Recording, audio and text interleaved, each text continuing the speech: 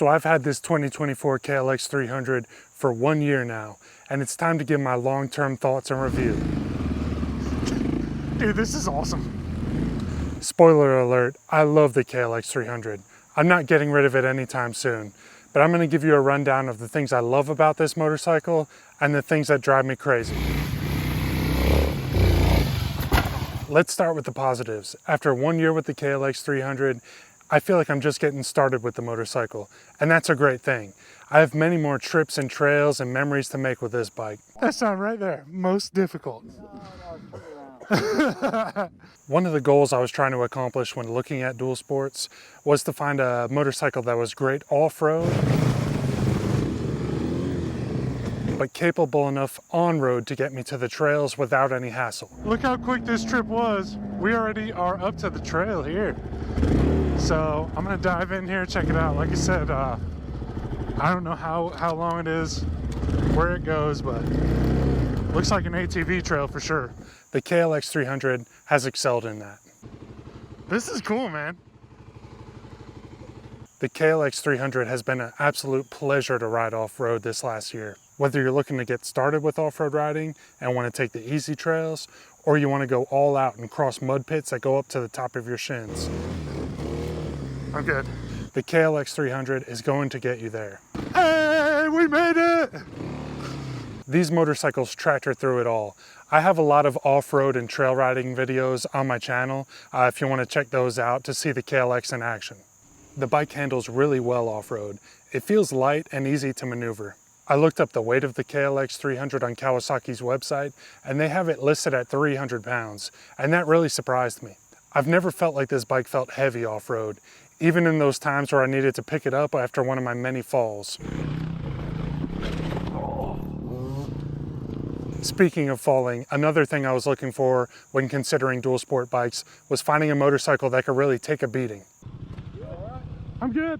Before I picked up the KLX 300, it had been about 10 years since I've done off-road riding, and I needed a motorcycle that could handle the type of abuse I was planning on putting it through. I tell people all the time, and I'm not afraid to admit it, I drop this bike or lay it down almost every time I go riding. I'm down. It always fires right back up though and keeps on moving. The only thing that is broken on the KLX is my chain guide. I rode up an extremely rocky trail and the chain guide hit a rock, broke off, and took my chain off with it at the top of the trail. That is a memory that I'm always going to remember, but it was definitely frustrating in the moment. The KLX has its fair share of scratches and dents and dings, and I'm sure I'm going to add many more as the years go on. Oh! So let's talk about this motorcycle's performance on roads. I think this bike is a lot of fun to take out on small road trips and errands. I love riding this bike on back roads, around twists and turns. It handles really well in the curves. I would not want to use this bike as a daily commuter, but I do know a couple people that do. This motorcycle is going to get you there, but it's not going to necessarily be an exciting or even comfortable ride. It's not a bike that you can easily twist the throttle and pass the slower traffic in front of you. You almost have to build up to it in a pass. And on the big highways, you will occasionally get pushed around by gusts of wind because of how comparatively light the motorcycle is. I stay away from the big highways though when I'm riding the KLX, and I really enjoy its simplicity when I'm cruising on the back roads. When I get a new motorcycle, I think half the fun is working on it and customizing it to better suit my needs. This bike is extremely easy to work on. If you ever wanted to get into working on motorcycles, dual sports and dirt bikes are some of the easiest motorcycles you could learn on. Changing sprockets, changing tires, messing with suspension, swapping the foot pegs, routine maintenance like oil changes. These are all things you can do yourself, and it's easy to learn. Not only is it easy to learn, but it's almost impossible to make some sort of critical mistake. It's really rewarding to work on your own motorcycle. And the KLX makes it very easy to get into. If you're interested in any tutorials, check them out on my channel and make sure to subscribe. It helps my channel a ton. Before I talk about the things I dislike about this motorcycle, I have one more positive thing to say about it, and that's the doors this motorcycle has opened for me. What do I mean by that? Well, I've had this motorcycle for a little over a year, and I've ridden with about a dozen new really cool people. It's led to some great new friendships and really fun memories. It has gotten me outdoors, exploring, finding new trails, experiencing new things, and even checking out different states. These are things I would never experience without the KLX 300, and I'm often thinking about my next adventure, which gives me something to look forward to. All right, so enough of the positives. Let's talk about the things I dislike about the KLX 300.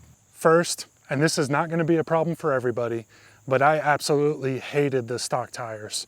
The KLX 300 comes stock with Dunlop 605 tires, and if you want to do some more intense off-road riding, or if you're going to be riding through wet conditions or mud, you might as well add new tires to your budget. The Dunlop 605s caked up with mud fast, and the front end would lose all traction and slide right out from under you. If you're only doing light off-road riding or your trails are in nearly perfect condition, this isn't going to be an issue for you.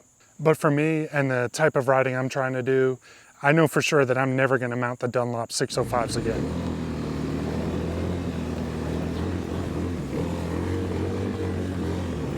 Another thing that drives me crazy with this motorcycle is the fuel situation. Dude, my gas light's on.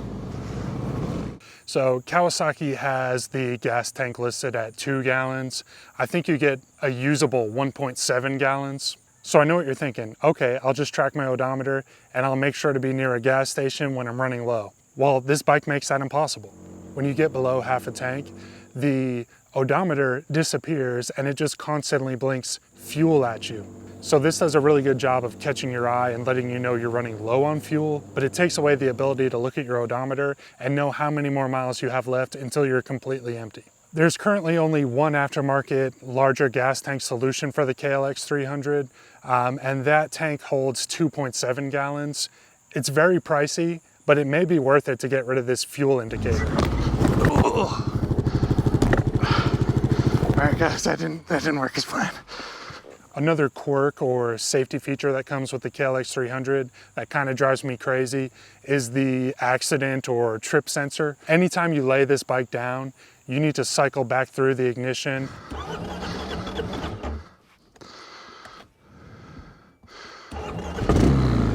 Turn the key off, turn the key on, and then it'll start again. It's not a huge deal, but it's extremely inconvenient, especially if you need to get up and go. It's also a little bit alarming when you first ride this motorcycle. You lay it down, pick it up, and it won't start. You have to remember to turn the ignition on and off. It can definitely surprise you your first few falls. Like I said in the beginning of the video, I feel like I'm just getting started with the KLX 300, and I have no plans on getting rid of it. I'm gonna let this bike age with me. It's taken me to some seriously fun adventures, and I have many more trips planned with it. I have a lot of riding and how-to videos on the KLX 300 on my channel. If these interest you, please subscribe. Like I said, it'll help my channel so much. My big plans for the KLX 300 next year is to see if I can take it moto camping, and I'm super excited about it. So, thank you very much for watching this video, and I'll catch you on the next one.